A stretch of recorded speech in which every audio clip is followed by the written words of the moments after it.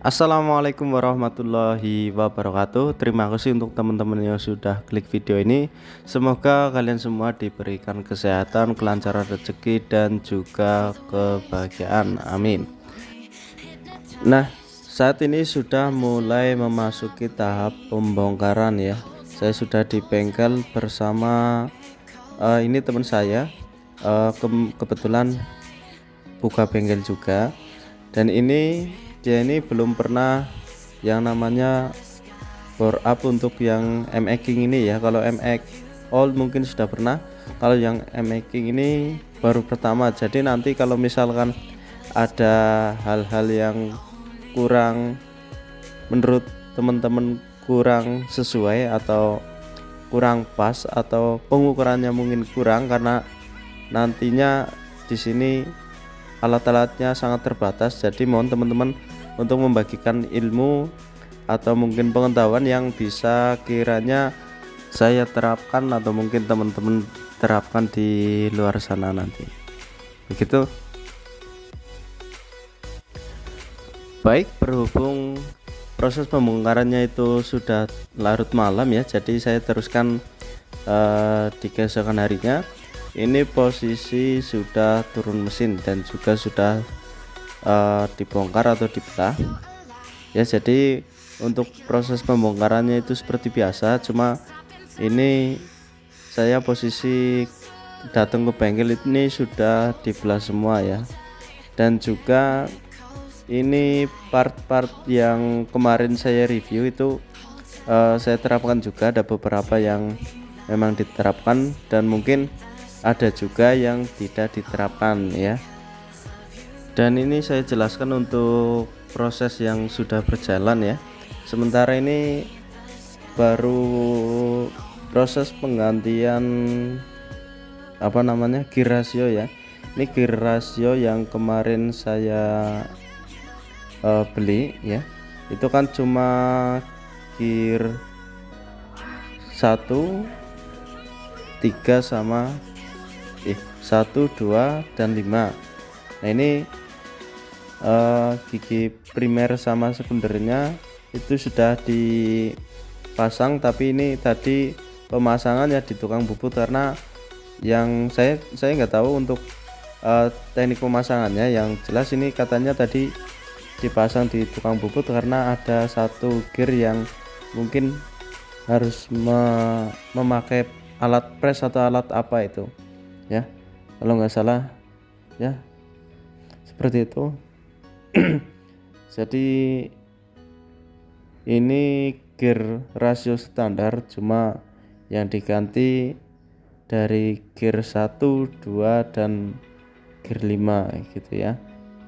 Kenapa harus diganti? Karena biar memudahkan ya, tenaga sudah oke, mungkin torsinya juga sudah naik sedikit.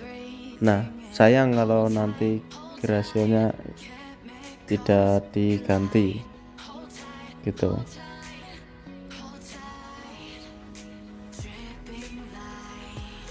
ya. Seperti ini ya untuk penampakannya, yang diganti cuma beberapa gear saja. Terus untuk yang dari stang pistonnya ya, stang piston ini dengan standar juga sudah saya copot dan sudah diganti dengan yang kemarin review ya. Ini yang standar kode 3C1 standar M-making. Dan untuk penggantian krek as ya, krek as ini diganti cuma stangnya saja. Daun krek asnya lakernya itu masih sama bawaan ya, bawaan dari pabrik atau standar dari M-making ya. Ini sudah diganti nih dari yang kemarin kita review.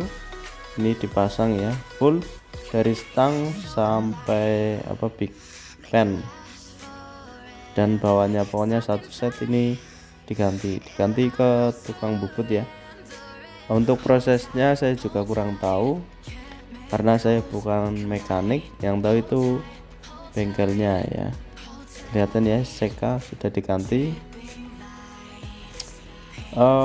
Mungkin seperti itu untuk grek asnya ya. Kenapa pilih standar, karena saya belum mau stroke up gitu, belum berani lah istilahnya ya. Ini untuk gear yang standarnya yang sudah diganti dengan yang merek Summer Racing. Kira-kira seperti itu untuk progres yang hari ini ya, progresnya sampai segitu. Dan kalau misal teman-teman itu punya saran atau kritikan atau masukan atau apapun yang mungkin mengganjal di pikiran teman-teman ya tentang progres ini, silahkan bisa ditulis di kolom komentar seperti biasa. Terima kasih. Oke, kita lanjut lagi untuk proses pemasangan ya. Ini jangan ditanya ini ngapain, karena ini sejatinya bengkel saya itu agak unik ya, karena tidak punya alat yang memadai atau sangat terbatas. Ini kalau ditanya bengkelnya itu proses untuk memanaskan crankcase supaya nanti pas pemasangan itu tidak perlu dipukul gitu. Cuma harusnya ini ada gas yang itu yang di tangan ya, gas yang di tangan, maksudnya nggak pakai kompor seperti ini, ada alatnya sendiri. Cuma saya nggak tahu namanya alatnya itu apa, yang untuk memanaskan itu bagian ini ya, bagian crankcase-nya. Ini mohon jangan ditiru karena ini dilakukan oleh bengkel saya karena kondisi darurat ya. Kalau tidak darurat punya alatnya nggak mungkin seperti ini gitu.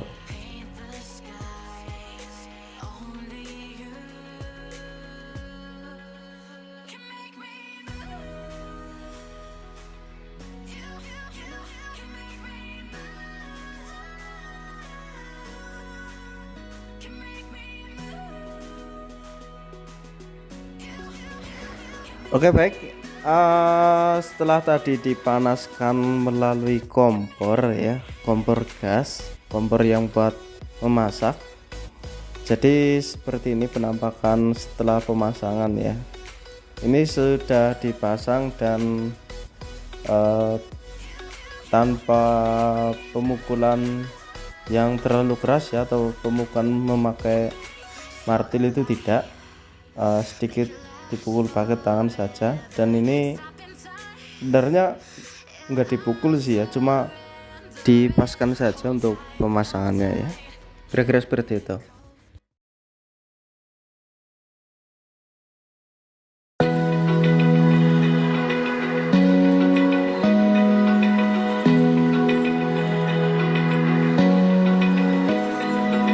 Open eye, feel the waves cut through me, hypnotized by the sounds I'm breathing in. Hold tight, chemicals collide.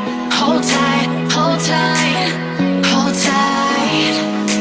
Dripping lights. Oke baik, setelah perakitan crankcase ya atau mesin bawah, ini saya mau jelaskan tentang pair kopling ya. Ini saya memakai pair kopling bawaan dari BRT ya. Untuk harganya saya lupa berapa ya, tapi ini di tulisan itu material Oteva 75 yang Swedia. Dan ini saya ganti pair koplingnya karena yang standarnya itu terlalu lembek ya. Ini sayang sekali nek misal sudah up 200 cc tapi pair koplingnya itu masih bawaan standar. Jadi saya ganti dengan yang lebih keras ya dari merek BRT ini. Untuk lebih kerasnya mungkin dari standarnya itu lebih keras sedikit ya, nggak terlalu yang keras banget yang kayak pair kompetisi. Dan untuk datanya ya, dari bagian belakang kemasannya ini ada keterangan yang dari bawaannya BRT ya. Ini kayak ini saya juga nggak tahu untuk rumus-rumusnya itu seperti apa. Ini kan di sini tertulis ada formulanya, formula K sama dengan F per AX dan sebagainya itu. Nah, saya ini tidak tahu, tapi yang jelas tertulis seperti itu. Dan untuk pernya itu seperti ini ya, lebih keras sedikit dari standarnya. Kalau tadi yang tertulis di belakang brosur itu atau belakang kemasan itu, per ini jadi lebih keras sekitar 10% dari yang standarnya gitu. Kalau untuk harian ini saya rasa cukupan ya, cukup lah untuk harian, karena yang kompetisi mungkin berbeda kebutuhannya, jadi mungkin yang kompetisi lebih keras, yang ini cukup untuk harian. Oke baik, ini adalah penampakan dari pemasangan blok XTR 65 mm yang kemarin sudah pernah kita review ya. Bentukannya seperti ini, bisa dilihat untuk mendem ya, mendem pistonnya itu seperti itu, kurang lebih kira-kira ada sekitar 1 mili kayaknya itu. Dan juga ini seharusnya diukur menggunakan buret ya, karena biar tahu kompresinya seperti apa atau kira-kira berapa, 1:12 atau 1:13. Cuma berhubung karena tidak ada alatnya, ya sudah, kita sekedar pasang saja seperti apa nanti jadinya. Dan untuk dari bagian headnya ini ya, ini sudah sebagian saya pasang. Dan juga ini ada sedikit kendala ya, sedikit kendala dari barang yang saya beli, atau ini saya kan beli second dapat manifold seperti ini. Nah, ini bentukannya manifoldnya ya, ini saya dapat second, dan ternyata ketika kita mau pasang di headnya itu kurang pas ya, karena yang dari head itu bentuknya oval, sedangkan yang bawaan dari throttle bodinya ini bentuknya bulat, dan yang atas itu juga nabrak ya, bagian apa namanya, bagian injektornya, lubang injektor itu nabrak di bagian atasnya. Jadi ini mau tidak mau harus diganti, karena kalau tidak diganti ini nanti lubangnya yang oval itu kurang pas. Ini sayang sekali tidak terlihat. Pokoknya ini yang manifold bawaan dari TB nya itu tidak bisa dipasang. Nah, jadi solusinya gimana? Solusinya ini saya belikan untuk yang manifold tipe oval. Saya beli di online itu sekitar harga 200 ribuan kalau nggak salah. Ini yang ukuran TB ini saya menggunakan TB Sum ukuran 36 mm ya, bisa dilihat untuk di video-video sebelumnya saya sudah pernah review semua ya, seperti ini manifold belum saya apa-apain, tapi ternyata yang saya beli itu dilalah pas ya, kebetulan sekali ini pas dengan lubangnya, dan lubang yang di dalam juga pas, jadi tidak perlu saya lakukan porting lagi atau penyesuaian di bagian dalamnya itu. Sebentar ya, karena ini tidak terlihat malam ya, malam tidak terlihat, tertutup juga. Ini saya jelaskan saja, ini sebenarnya sudah pas ya, antara lubangnya dan antara bautnya itu sudah pas semua. Mungkin kalau penyusuan sedikit itu di bagian bawah yang ovalnya itu, di bagian headnya harus diporting lagi, tapi menurut bengkelnya tidak terlalu signifikan, jadi masih dalam batas toleransi lah gitu. Ini tidak ada mereknya ya.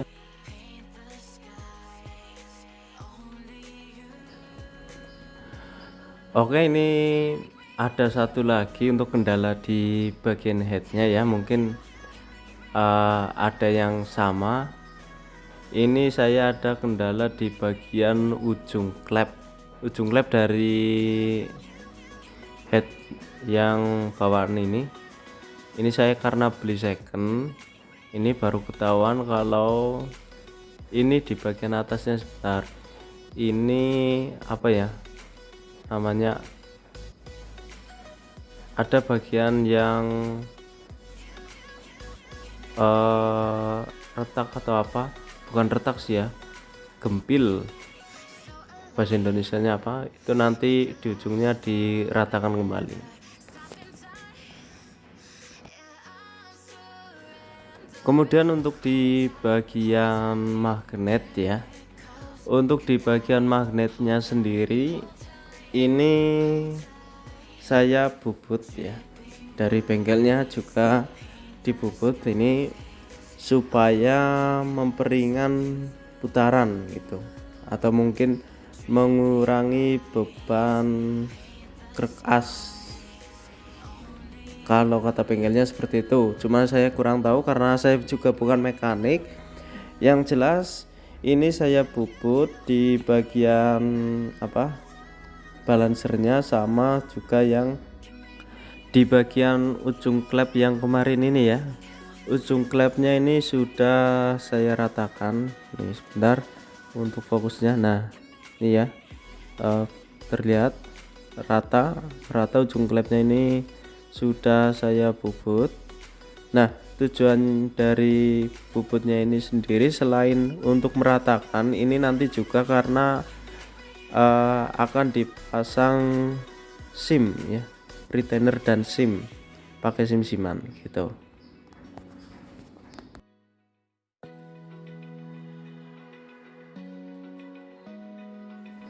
Oke baik, ini sementara sudah semuanya terpasang. Dari yang bagian head, block head sudah terpasang semua, TP juga sudah terpasang. Cuma ini ada kendala lagi ya, kendala di bagian injektornya ya. Soket injektor yang bawaan dari MX King ini ternyata beda dari injektor yang bawaan BRT 200cc itu. Jadi ini saya belikan injektor, soket injektor yang ukuran kecil ya, ukuran kecil. Ini nanti nah ini bentuknya kan beda yang kanan sama kiri itu beda bentuk, jadi tidak masuk. Ini nanti saya jumper dari yang soket lama untuk bisa nanti dimasukkan ke injektornya.